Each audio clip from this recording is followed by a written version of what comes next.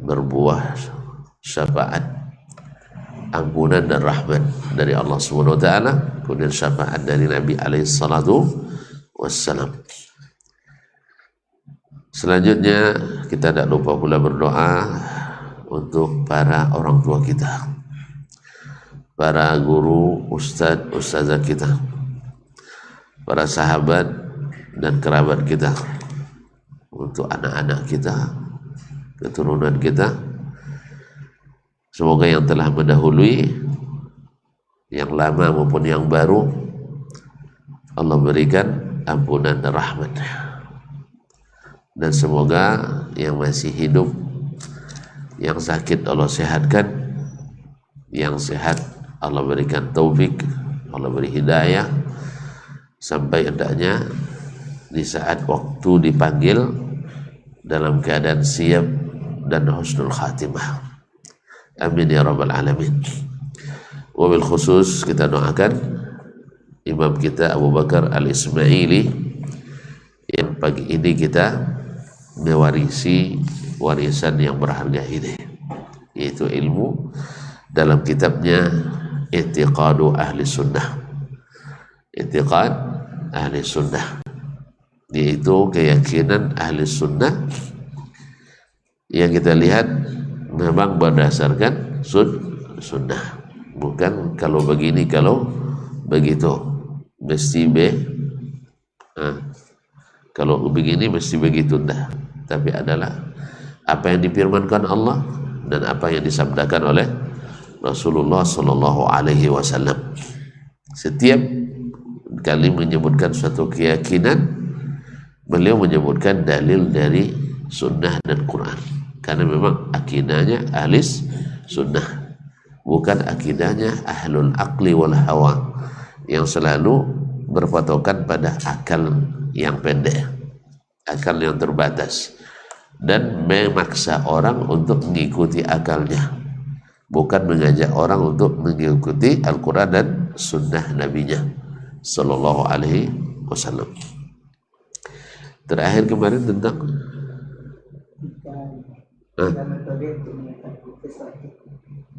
iya, ini dari tema ketika mereka mengingkari. Kan qala al-muallif khalaqa Adama biyadihi, Allah menciptakan Adam dengan tangannya sendiri. Masih ingat bahwa makhluk semuanya Allah ciptakan dengan kalimat kun, yaitu jadilah, fayakun, sehingga jadi. Tapi ada yang Allah istimewakan dengan Allah ciptakan, Allah lakukan dengan tangannya sendiri. Di antaranya adalah Adam alaihissalam, Allah yang buat dengan tangannya sendiri. Kemudian Taurat Allah tulis dengan tangannya sendiri. Kemudian Jannatul Firdaus, lupa dengan tangannya sendiri.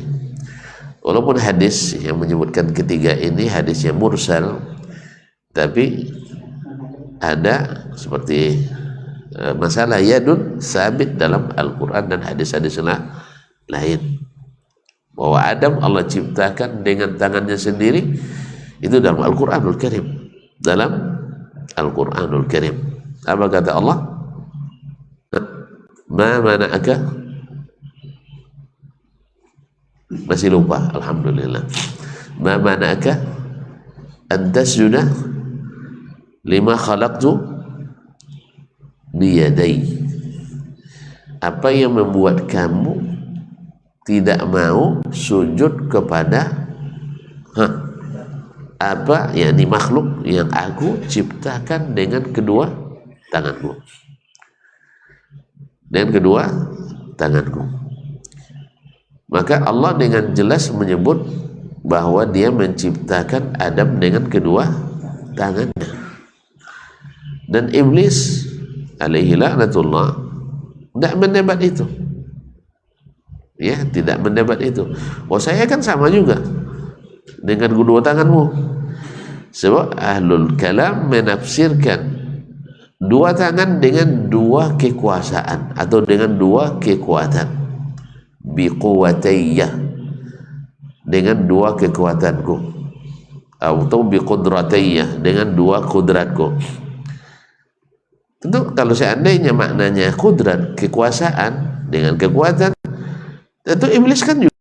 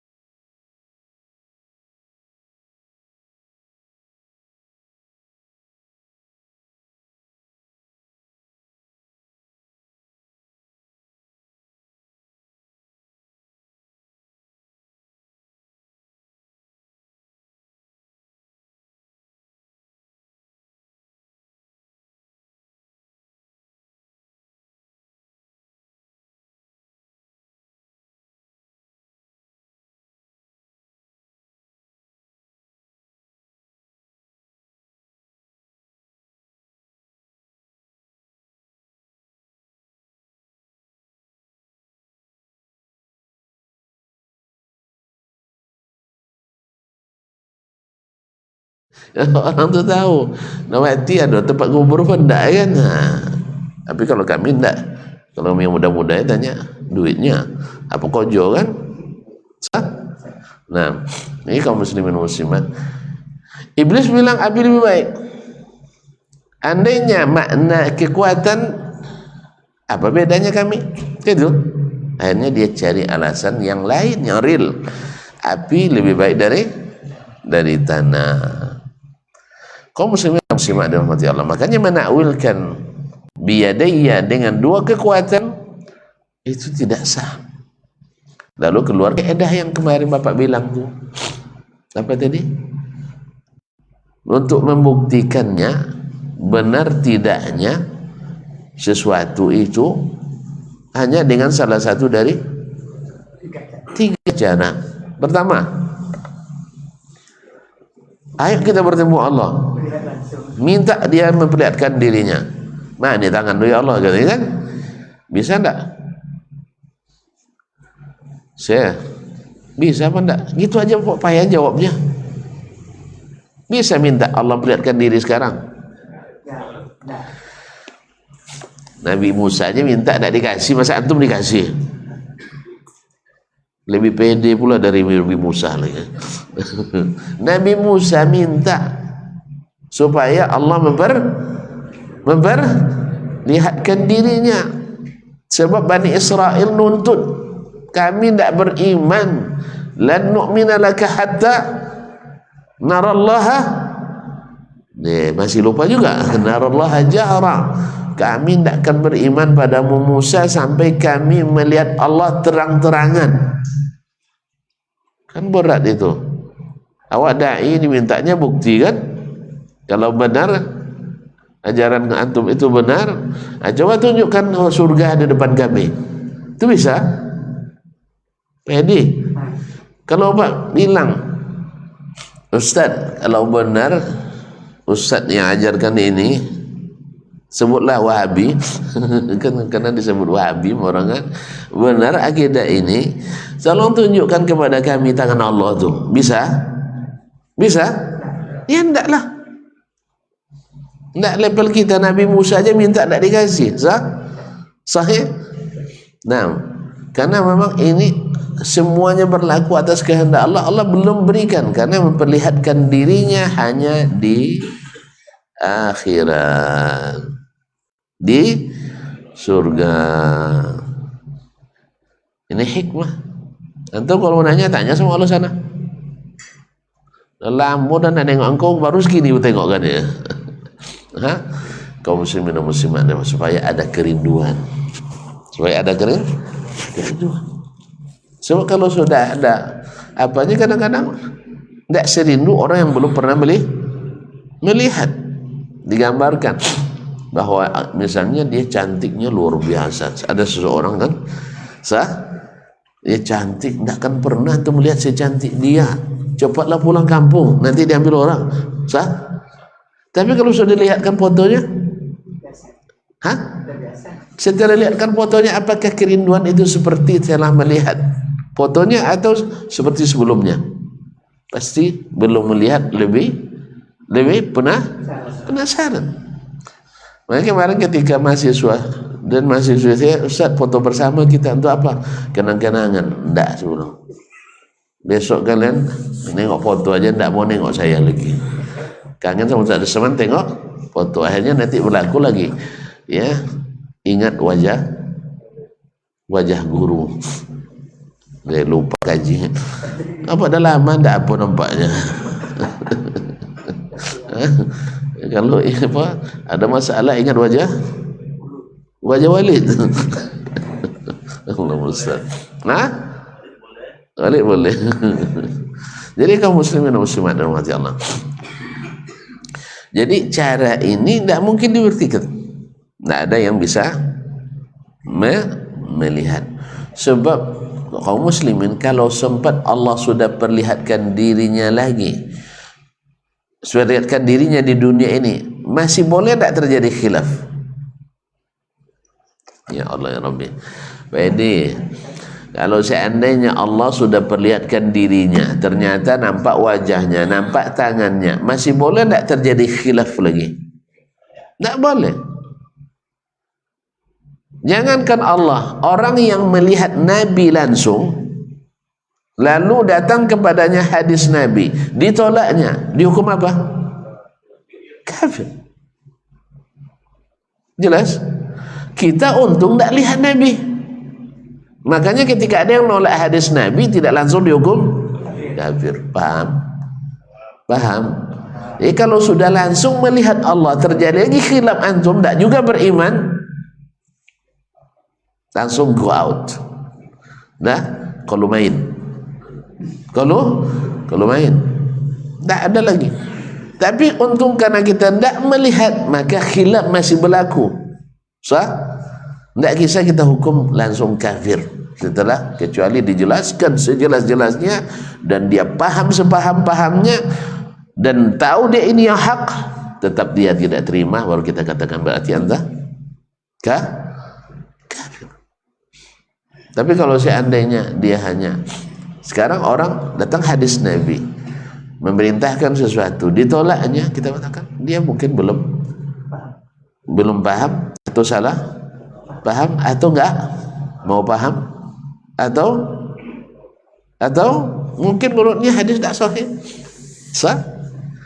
atau mungkin dia menurutnya hadisnya sahih, atau ada dalil lain yang menurutnya lebih kuat daripada dalil ini.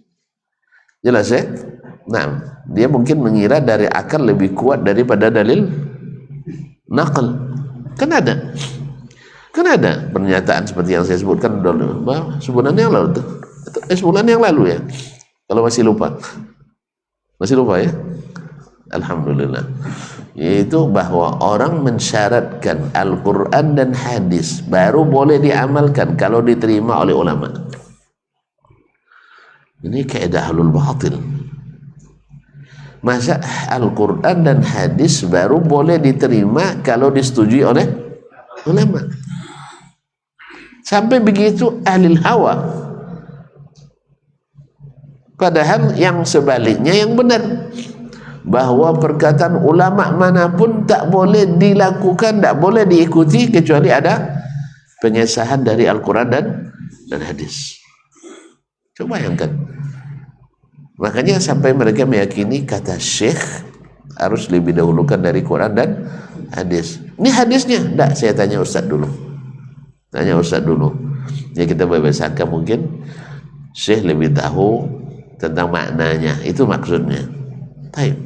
Sehingga perkataan Nabi itu seolah-olah sesuatu yang tak mungkin dipahami kecuali oleh Syekh Mujtahid. Sah? Maka saya tanya ke mahasiswa ya, dia memang yang kalian ketahui sahabat itu kebanyakannya ulama atau kebanyakannya orang awam? Nampaknya tonton sama juga ya. Saya tanya, kebanyakan sahabat ulama kah atau kebanyakannya orang awam? Yang sedih pulang disebut orang awam, tuan-tuan. Orang awam itu bisa saja lebih dulu masuk surga dari ulama, dan ulama bisa lebih duluan masuk neraka daripada orang awam. Kalau mau tukeran antum sana, saya duduk situ, antum sini, ya. Ya. Kita masih orang awam. Jadi awam, alim itu bukan jaminan rendah tinggi, enggak.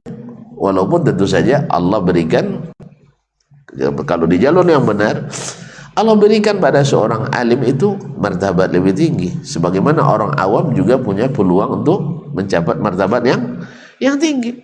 Kan ada di antara sahabat Nabi tidak dikenal orang, tidak ada yang kenal sama dia, tapi masya Allah dijamin masuk surga, dijamin masuk surga.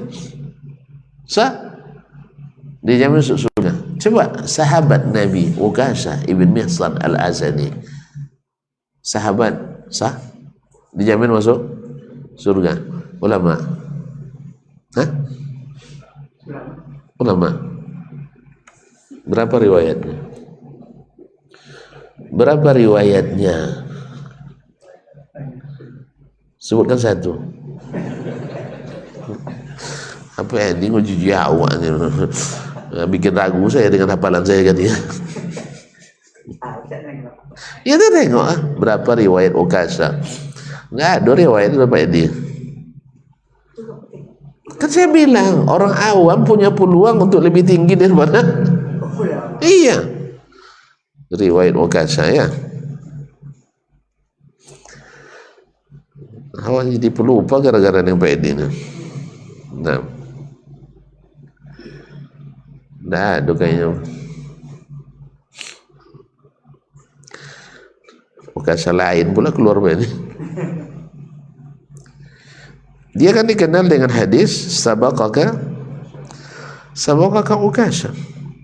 Tapi dalam riwayat dalam kutubus sunnah saya tidak mengetahui adanya Pak ini. Tapi kisah dia diriwayatkan dia. Paham? Sama dengan kisah seorang, ini tidak saya temukan. Nanti kalau ketemu kasih tahu ya. Kan Bapak bilang tadi banyak. Beri contoh satu. Hah? Gimana? Enggak. Kan itu bukan riwayat dia. Orang meriwayatkan kisah dia. Paham? Jadi hadisnya, kejadiannya, kan Nabi SAW mengatakan akan ada di antara umatku 70.000 orang yang masuk surga tanpa hisab, tanpa azab. Nah, siapa mereka? Yaitu orang-orang yang tidak menyekutukan Allah, terus tidak minta di ruqyah, bukan tidak meruqyah dan tidak pula tidak diruqyah. Ingat, tidak minta. Kalau bapak sakit nanti datang Ustaz Ahmad meruqyah, jangan dilarang. Dan masuk surga tanpa hisab Ustaz, jangan dilarang. Bukan itu maksudnya.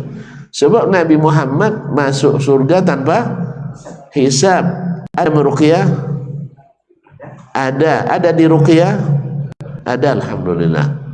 Jadi bukannya salah paham banyak kadang. Tak mau di ruqyah lah, sehingga mencoba Ustaz tukang ruqyah lah. Itu Ustaz kan masuk surga guru ini kata. Itulah maksudnya kita baru ngaji sudah langsung berfatwa, itu masalahnya. Jadi kadang-kadang tolong jangan menghukum dulu.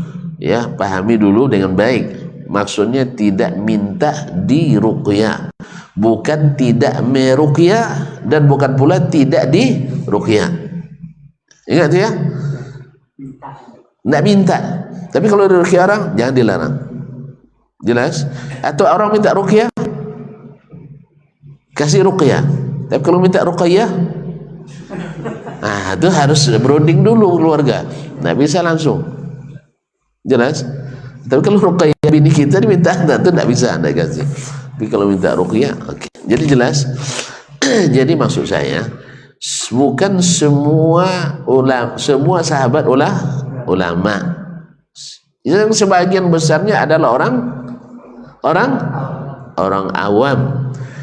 Paham mereka hadis Nabi? Paham, alhamdulillah. Sebagaimana kita sekarang baca hadis pada umumnya langsung paham. Kalau bukan karena subuhat, ahli subuhat, kita langsung paham. Sah? Sekarang kita baca man amila amalan laisa alaihi amruna fahuwa raddun. Yang pandai bahasa Arab tentu Pak langsung dia paham. Yang tak pandai bahasa Arab minta terjemah. Man siapa, amila mengamalkan, amalan suatu amalan, laisa tidak, alaihi di atasnya, amruna perintah kami, fahuwa maka dia, raddun ditolak. Paham tak? Paham tak? Setiap amalan yang tidak berdasarkan perintah Nabi ditolak. Semua orang paham. Oleh sebab itu saya tidak boleh mengerjakan amalan yang tidak ada perintahnya. Jelas? Lalu perintah Nabi itu di mana kita dapat, Ustaz? Kita tanyakan di perkataannya, atau ditanyakan dalam perbuatannya, atau dalam persetujuannya. Kan itu, karena perkataan Nabi perintahnya, perbuatan Nabi perintahnya, persetujuannya termasuk perintahnya. Karena dia syariat. Tidak ada di tiga-tiganya, jangan kerjakan. Ditolak. Lalu kita praktekkan. Apa contohnya? Pak aja contoh. Sebanyak itu contoh. Pikir dulu. Ayo. Bikin contoh satu amalan saja kita buat, lalu kita tanya nanti. Ini ditolak terima Ustaz. Salat subuh berjamaah. Hah? Ada enggak perintahnya? Ada. Di mana? Mulai bingung dia. Di mana? Bilang di perkataan Nabi, di perbuatan Nabi, di sunnah Nabi. Di perkataannya, di antaranya adalah apa perkataannya? Athqalus salati 'alal munafiqin. Salat yang paling berat bagi orang munafik. Salatul isya wa salatul fajri. Salat isya dan salat subuh. Ini ada enggak terkandung perintah di dalamnya? Apa? Kalau tidak mau jadi munafik, salatlah isya dan berjamaah. Masya Allah. Ya, salat isya dan subuh berjamaah. Berarti kita diperintahkan untuk datang ke masjid. Tambah lagi satu aja kalian, harus banyak-banyak.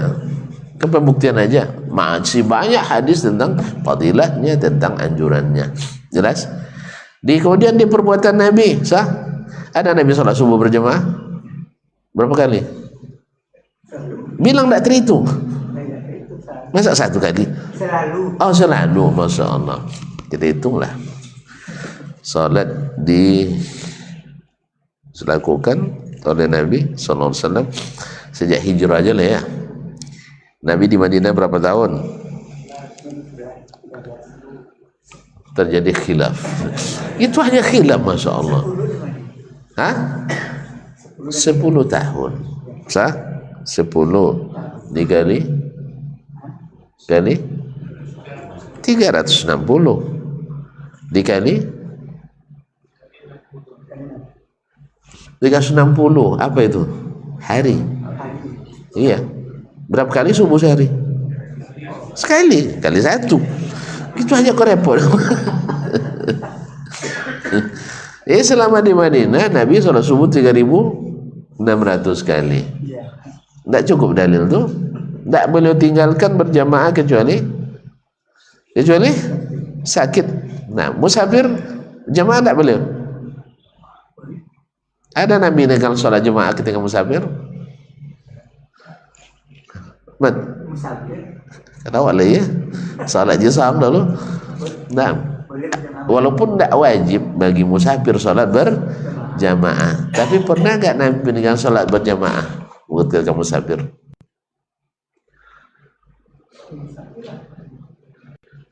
Hah?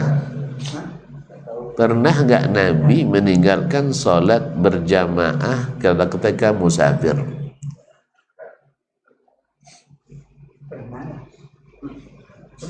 Mana riwayatnya? Hah? Semua riwayat mengatakan beliau sholat berjamaah walaupun musafir, walaupun di jamaah dan di qasar. Kemudian sejarah membuktikan pula, karena sunnah Nabi musafir tak boleh sendiri. Jangan tanya itu, nanti masuk ke fikih kita, khilaf nanti. Saya sekarang nak buktikan Nabi meninggalkan sholat berjamaah enggak ketika musafir. Hah? Lalu yang mengadakan sholat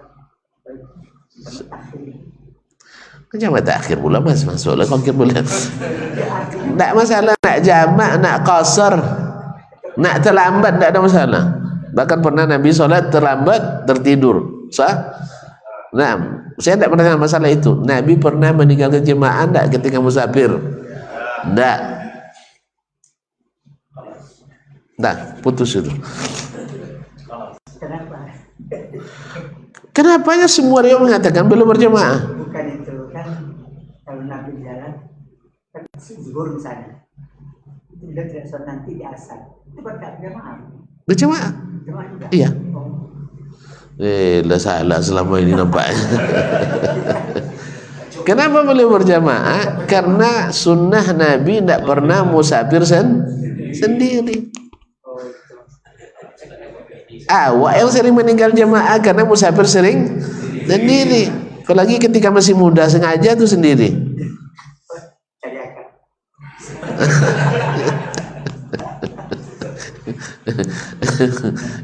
yang bikin paham dia. Makanya saya berusaha untuk selalu tidak musafir sendiri. Pernah saya diundang rapat setengah hari ke Jakarta kan. Ya enggak ada kawan, ajak istri enggak siap. Akhirnya ajak anaknya yang masih umur 5 tahun. Yang penting di samping saya ada mahram. Ajak Usama. Nah, rapat setengah hari, ya, suruh dia tidur di kamar, saya rapat. Nah, habis itu balik lagi. Alhamdulillah. Jadi yang penting jangan sendiri. Nah, cuman kalau kadang-kadang tidak ada yang, pokoknya ada yang menemani, terpaksalah diupayakan untuk. Nah, Allah musta'an. Jadi kaum muslimin, Nabi selalu musafir, bahkan beliau melarang, walaupun tidak sampai haram, musafir itu mesti minimal bertiga, bertiga. Kata Nabi SAW, ar-raqibu syaitan. Satu orang yang musafir sama dengan satu syaitan. Warakibani syaitanani. Dua orang, dua syaitan. Wathalathatu rakbun. Tiga orang baru dianggap rakbun, rombongan musafir. Jadi besok aja ibu ya. Kalau kurang ibu kedua. Masyaallah kiram. Maksudnya udah bukti di perbuatan Nabi sah. Cuma tidak wajib baik jangan khawatir. Tidak wajib sholat jamaah bagi musafir. Tapi apakah Nabi tinggalkan? Nah, sebab riwayat menunjukkan beliau selalu berjamaah. Yang kedua, beliau tak pernah musafir sendiri. dan pernah musafir sendiri, dan setiap salat selalu berjamaah. Ada takhir, dan ini yang ghalibnya, dan ada takdim. Pada umumnya beliau jamak takhir lebih diutamakannya daripada jamak takdim. Tentu saja kembali kepada mana yang paling mudah, karena asalnya adalah yang paling mudahkan. Kalau antum nanti kejar takhir, turun pesawat di Jakarta jam 5:30, bisa-bisa antum tidak bisa jamak sholat. Sah? Hah? Padahal di sini sudah masuk waktu sholat, jamak takdim aja.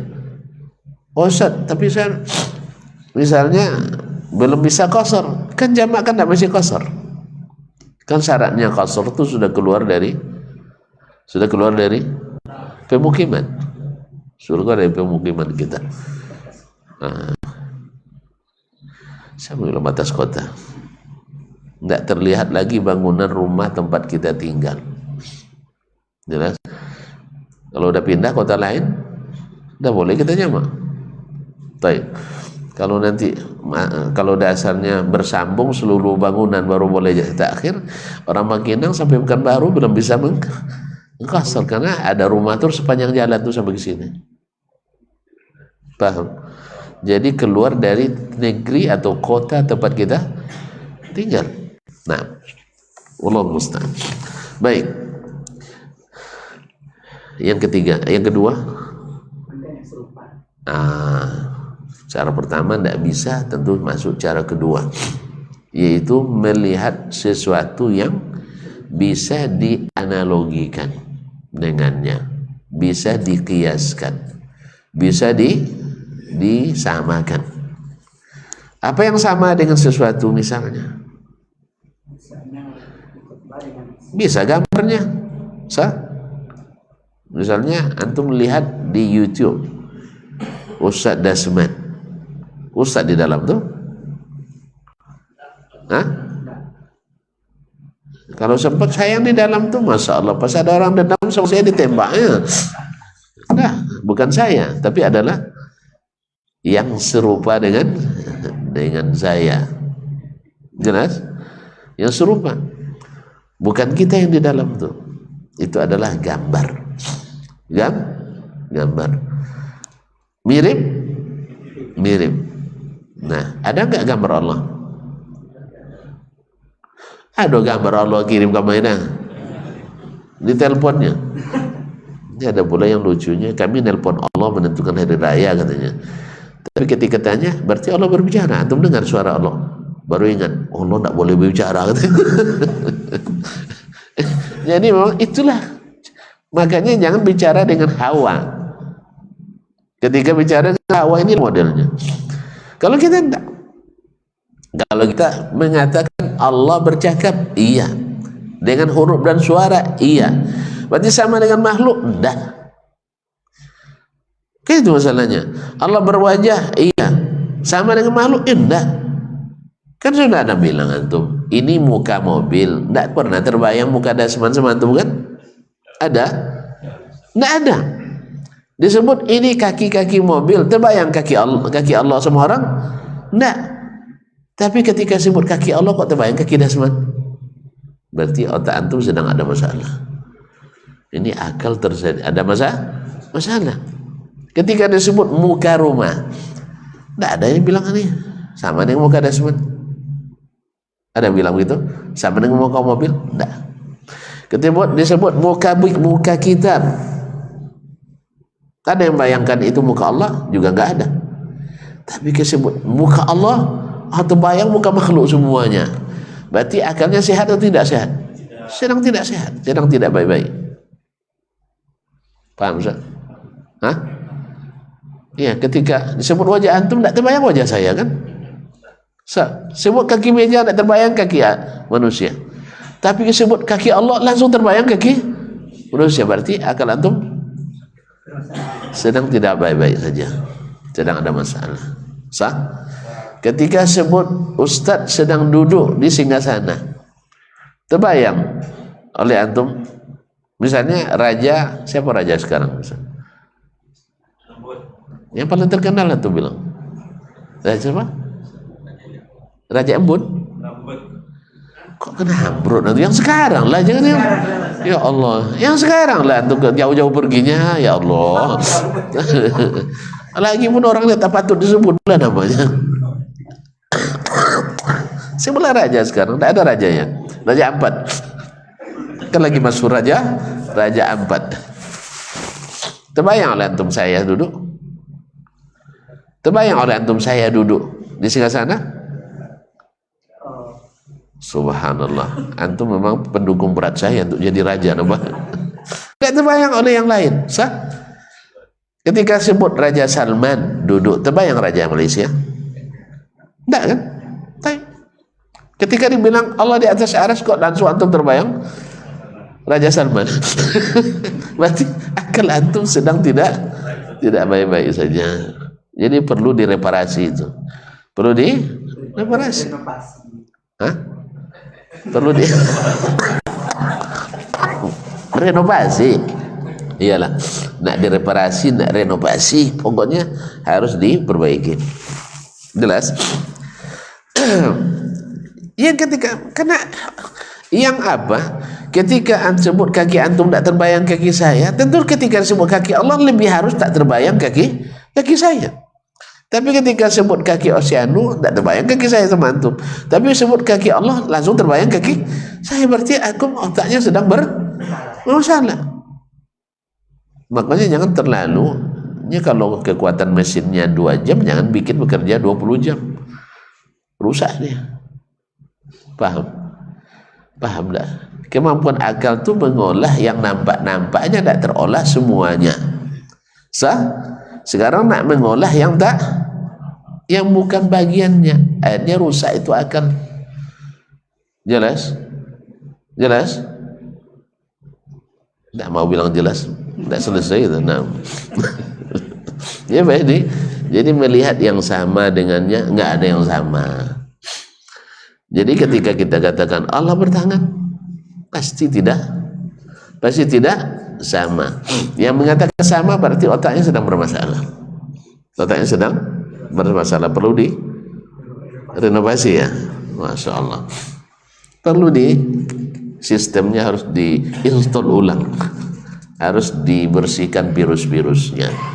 Kalau virus sudah hilang, dia tetap akan merusak file-file yang sehat. Masuk ayat jadi subuhat, masuk hadis jadi subuhat, karena memang di dalamnya banyak subuhat. Rusak motherboardnya, rusak. Kadang-kadang perlu diganti betul. Baik kaum muslimin dan muslimat, yang ketiga melalui berita. Kalau berita boleh tak kita melakukan apa namanya, penafsiran tanpa dalil? Ya, semalam Ahmad menafsirkan perkataan seseorang, banyak tafsirnya, tidak ada yang betul satupun. Ini banyak tafsirnya, tafsir begini, jumpa orangnya tidak satu pun tafsir yang benar. Sebab apa? Tidak ada dalilnya. Dalilnya apa? Kembali lagi kepada subuhat. Apa dalilnya?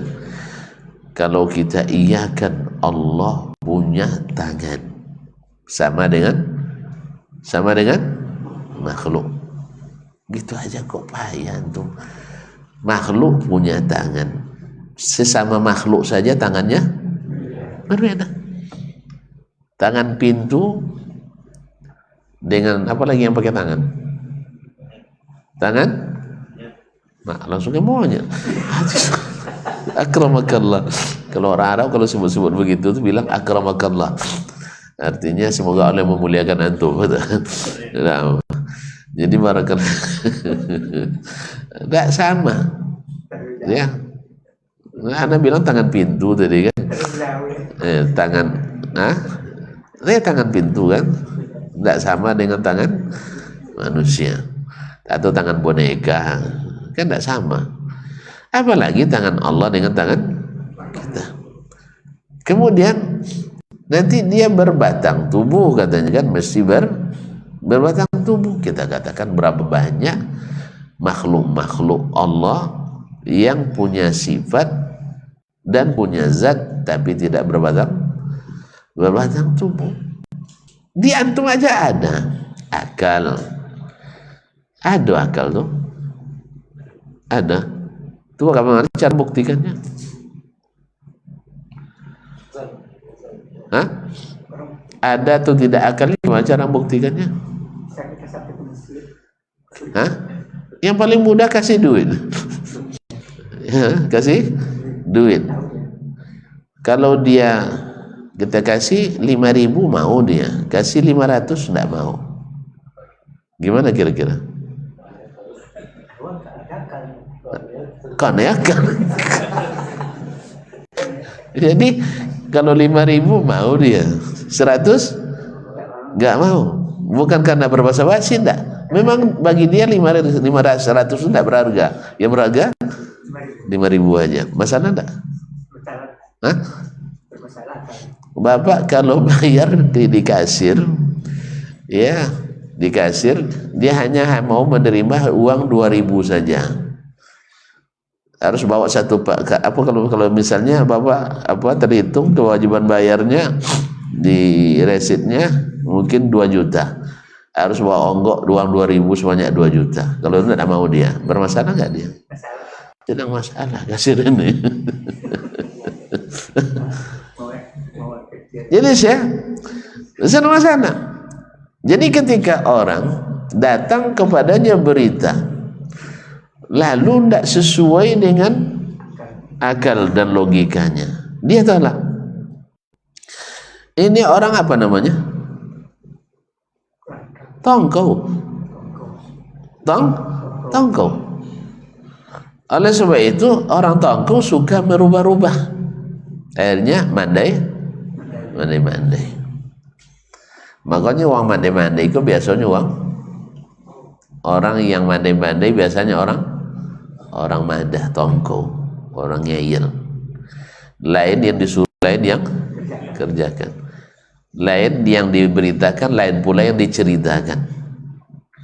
Itulah makanya sehingga datang keedah kalau ingin sesuatu atau kirim berkurang, kirim duit. Woi, kalau antum ingin sesuatu itu berkurang sampainya, kirim duit. Tapi kalau ingin tidak sampainya bertambah, kirim berita. Tidak paham ya? Woi, antum pesan duit ke anak sampai ke emak kan 1 juta, nanti sampai ke emaknya 950.000. Mana yang 50.000 nak? Beli es krim. Sah? Nah, itu. Tapi kalau kirim berita bertambah tuh. Ya. Ini belanja makmum bulan ini katanya kan. Nanti sampai di rumah nanti bertambah tuh. Bilangnya ini belanja mak bulan ini karena ayah nak babini.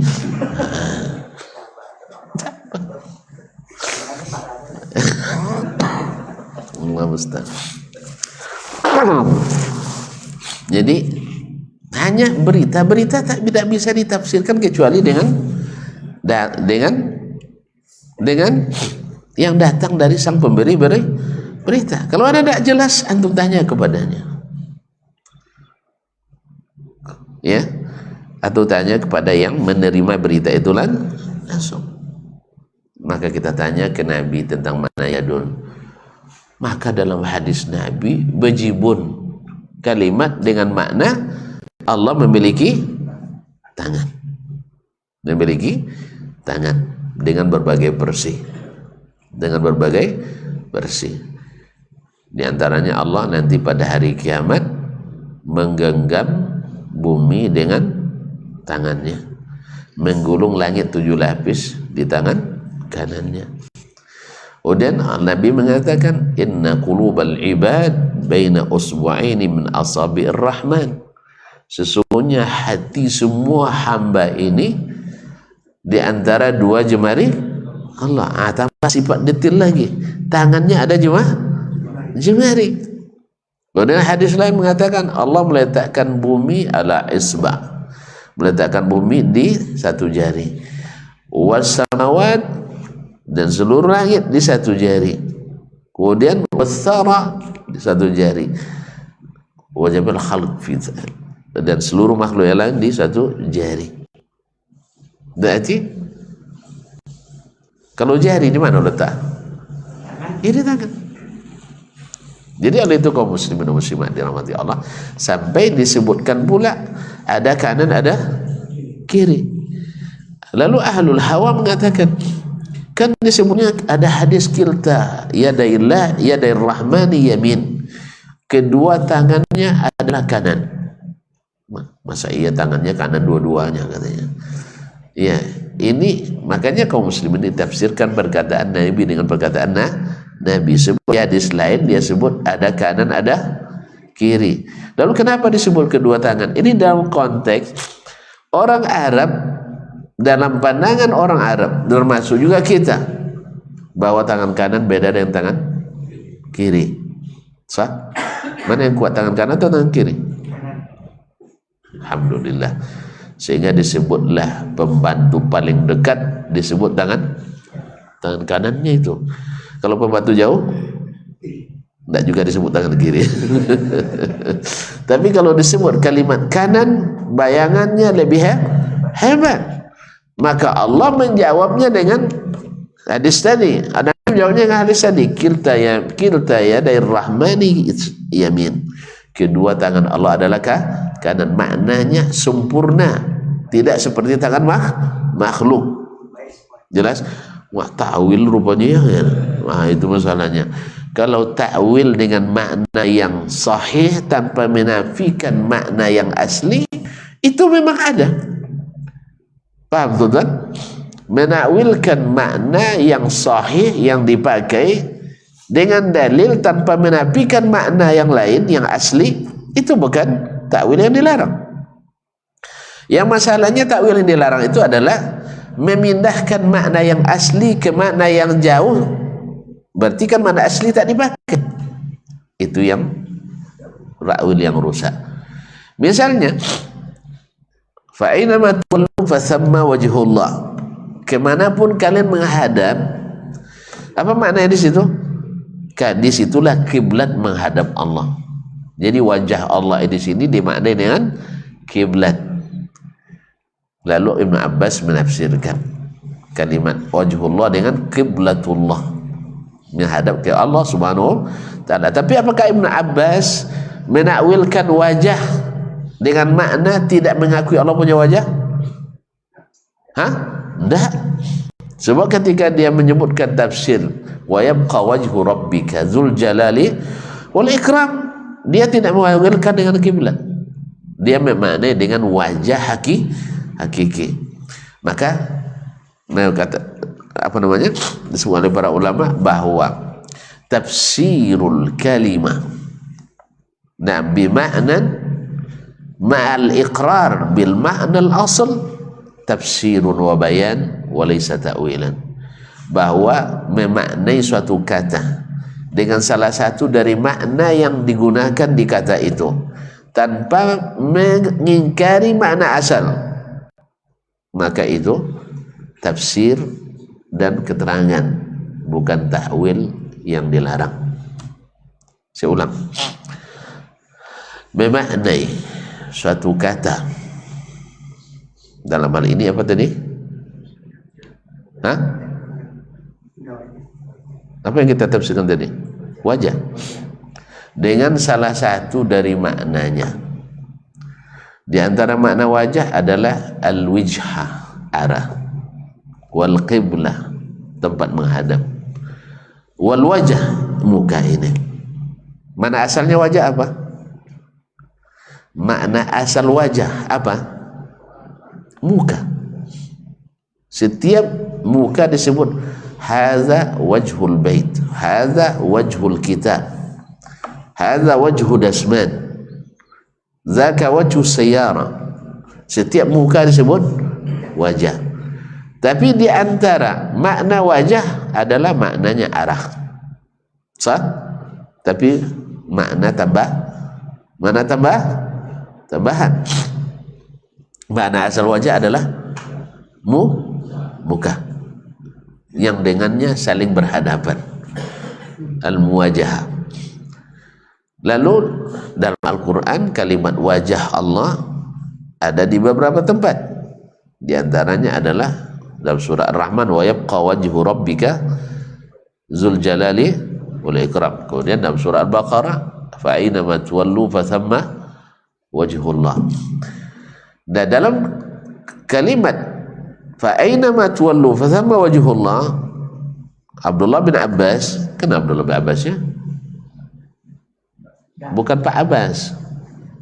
Malah mulai pagi-pagi deh, belum buka lagi. Tinggal makan Pak Abbas pula. Nanti siang. Ya, kita ketemu di sana ya. Kaum muslimin muslim. Jadi Abdullah bin Abbas ahli tafsir paling terkemuka di dalam Islam, anak paman Nabi alaihi salatu wasallam yang didoakan oleh Nabi. Apa katanya? Di sini adalah fathamma qiblatullah. Di situ adalah kiblat menghadap Allah. Lalu ahli bidah dan hawa terbang kegirangan. Tuh Abdullah bin Abbas juga ahli tahwil. Kalian tidak mau menerima tahwil? Sebentar, sabar. Ini Abdullah bin Abbas bukan sedang menakwilkan seperti takwilannya antum. Paham? Abdullah bin Abbas sekarang menggunakan kata dengan salah satu maknanya. Di antara makna wajah dalam bahasa Arab ada al-wijhah. Buktinya walikullin wijhatun huwa muwalliha. Setiap umat itu punya kiblat yang dia menghadap kepadanya. Berarti wijhatun dari kalimat wajah. Jelas? Tapi mana asal wajah adalah muka. Faghsilu wujuhakum, basuhlah muka kalian. Wamsahu biwujuhikum wa aidikum, usap muka kalian ketika tayamum dan kedua tangan. Nah sekarang Abdullah bin Abbas menafsirkan wajhullah, wajah Allah di sini dengan salah satu dari makna wajah. Apa itu? Kiblat. Kiblat menghadap Allah. Tapi apakah beliau menafikan wajah dari Allah? Tidak. Buktinya ketika menafsirkan wa yabqa wajhu rabbika dzul jalali wal ikram, beliau tidak menakwilkannya. Makanya menggunakan satu kata dengan salah satu dari makna yang digunakan padanya tanpa mengingkari makna asal, ini bukan takwil tapi adalah tafsir. Karena makna takwil, hukum asal makna takwil, makna aslinya tafsir. Makanya Nabi katakan Allahumma faqihhu fid din wa 'allimhu ta'wil. Ya Allah, jadikan Ibnu Abbas ini faqih dalam beragama dan ajarkan dia ta'wil. Apa makna ta'wil di sini? Tafsir. Tapi datang orang belakangan menggunakan kalimat ta'wil, yaitu dengan makna merubah makna asli ke makna yang tidak asli dan mengingkari makna asli. Kalau disebut tangan, yang asli yang mana? Ini tangan ini. Sah? Tangan yang ini kalau disebut tangan. Lalu kalimat tangan digunakan untuk makna-makna lain. Sah? Apa di antara makna tangan? Pemberian. Sah? Ini dari mana bendera ini Ustaz? Ini buah tangan dari si fulan, hadiah dari si fulan. Sah? Oi, itu tangannya banyak tuh. Apa maknanya? Hah? Bukan. Sekarang maknanya adalah para pembantu yang mengokohkannya. Sampai disebut kaki tangan pula. Kaki, woi, jangan main-main dengan beliau tuh. Kaki tangannya banyak tuh. Makanya kadang-kadang preman disegani orang karena banyak kaki tangannya. Ini mana asli atau mana tidak asli? Tidak asli. Makna kiasan. Sama juga dengan mata. Kalau disebut mata, mana aslinya apa? Mata untuk melihat, Taib. Mana lain? Pemantau, intel, kan itu. Jadi itu mata. Tapi apakah ketika kita maknai dengan salah satu makna tadi hilang makna mata? Tidak. Itulah bedanya takwilnya ahli sunnah dengan takwilnya ahli bid'ah. Jadi mereka nak coba mengajak Ibn Abbas ke barisannya, nak mengajak Imam Syafi'i ke barisannya ketika menakwilkan wajhullah di sini dengan kiblatullah.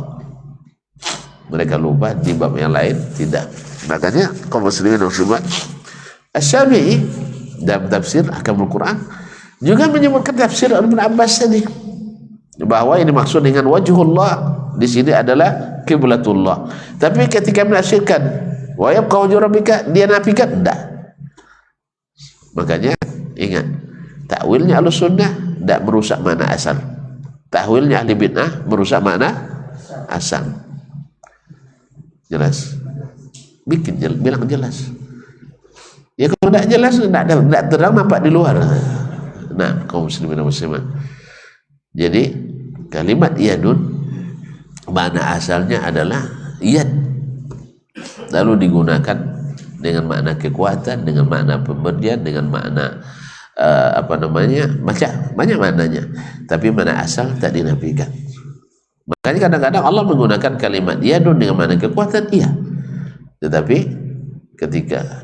satu ketika pula atau banyak ketika pula beliau menggunakan yadun dengan makna hakiki, makna asli. Maka Ahlussunnah menakwilkan tapi tak menafikan makna asal. Maka takwil yang seperti ini dibolehkan. Dibolehkan. Maka kaum muslimin dan muslimat ketika Ar-Rahmanu 'alal 'arsy istawa, Ahlussunnah juga menggunakan kalimat istawa dengan makna meluruskan. Istawu. Kan ada imam, apa maknanya? Naik ke aras? Enggak. Luruskan. Sah? Itu ada memang. Tapi apakah patut dikatakan Allah lurus di atas aras? Meluruskan? Tidak pas makna ini. Makanya Ahlussunnah tidak menafikan Allah di atas aras. Walaupun makna istawa banyak. Kadang orang bingung. Karena bingung kenapa? Karena tak tahu jalan. Orang yang tahu jalan tak bingung. Lalu makna mana yang dipakai? Makna yang dipakai istawa, ar-rahar istawa, itu makna asal. Mana asal. Kemudian makna musyarak yang lain juga boleh digunakan. Jangan dipaksakan makna yang parah ini ke mana asal. Itu pemaksaan. Maka kalimat istawa lurus setelah tidak lurus mungkin dipakai untuk Allah, atau menguasai sesuatu yang sebelum dikuasai orang lain, istaula, mungkin digunakan untuk Allah. Atau tumbuh kokoh setelah sebelumnya masih lemah, bisa dipakai sama Allah. Maka tidak usah bingung sebenarnya. Maka heran juga kita. Dia kata-katanya ahli-ahli bahasa semuanya, tapi hilang keahliannya. Karena apa? Karena akalnya sedang bermasalah. Motherboardnya rusak, diinstal ulang pun payah juga. Jadi oleh sebab itu terpaksa diganti motherboardnya. Tidak bisa hanya chip aja diganti. Allah musta'an. Dibuang semua isi yang sudah rusak itu, baru diisi dengan file baru Al-Quran dan Sunnah menurut pemahaman as-salafus salih. Allah musta'an. Kayaknya tuan-tuan sudah mulai capek nampaknya. Awas Sundi ini sebenarnya nak bilang capek, tapi duluan pula dia bilang capek. Ya kalau gitu sama-sama aja lah. Sesama capek, tak boleh saling meneruskan. Ya kita cukupkan. Ya. Jadi Kaidah itu jangan lupa ini. Melihat langsung, ini namanya bukti fisik, tidak mungkin dilakukan. Atau mencari yang serupa, tidak ada pula yang serupa. Berarti tinggal berita yang benar. Berita yang benar Al-Quran dan Sunnah. Tidak ada akses sedikit pun untuk mengenal Allah kecuali melalui Al-Quran dan Sunnah. Akal sang filosof dunia yang mereka agung-agungkan itu, seperti kata Az-Zamakhsyari dan Mutasyak, Al-Imamul Akbar, imam besar, Masya Allah. Disebutnya Aristoteles imam besar. Itu yang kan ahli tafsir tuh. Ini jangan aneh kalau ada ahli tafsir yang tersesat. Apa sebab? Karena dia menafsirkan dengan ilmu tapi dengan rahayu, dengan pendapat. Dia bilang Aristoteles saja mencoba dengan kepintarannya tapi tidak mengenal siapa Tuhannya. Dia menyebutnya faktor X. Berarti dia tidak punya akses. Siapa yang bisa mengetahui siapa itu?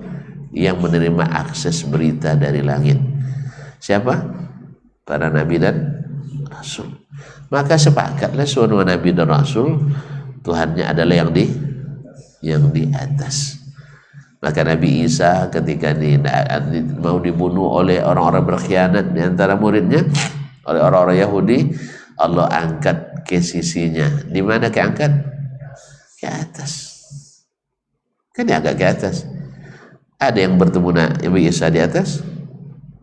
Ada Nabi Muhammad di malam Mi'raj. Itu membuktikan bahwa Isa itu memang di atas. Maka benarlah kata Allah, inni rafi'uka ilayya. Saya mengangkatmu kepadaku. Diangkat ke mana dia? Ke atas. Berarti Allah dia di atas. Semudah itu sebenarnya. Kok ambil juga yang susah-susah itu? Pemikiran Aristoteles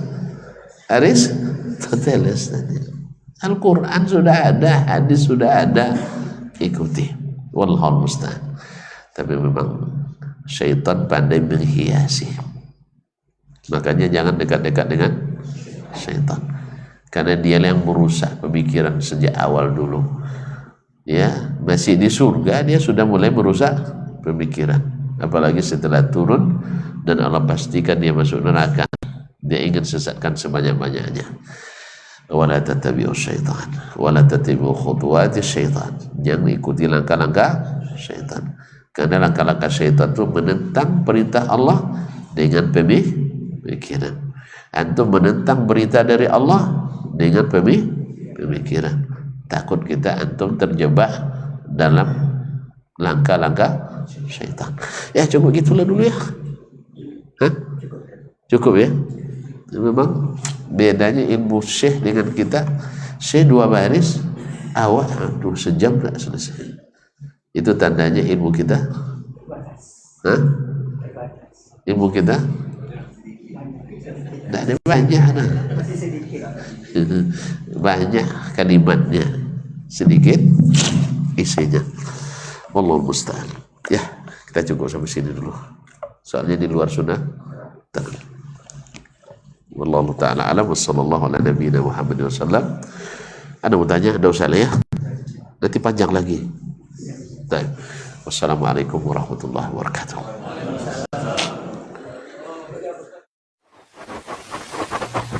Barometer amal kita saleh tak salehnya di salat kita. Bila salat kita ikhlas dan sesuai dengan sunnah Nabi SAW, maka insya Allah amalan yang lain mengikuti. Ini aktivitas ini membantu saya di akhirat atau akan menyulitkan saya di akhirat? Kalau seandainya perbuatan itu ternyata akan menyulitkan kita di akhirat kelak, tinggalkan perbuatan itu. Anta ni'mal jund. Kamu adalah sebaik-baik prajurit. Coba lihat. Kamu adalah sebaik-baik prajurit. Maka tujuannya adalah menghancurkan kehidupan rumah tangga.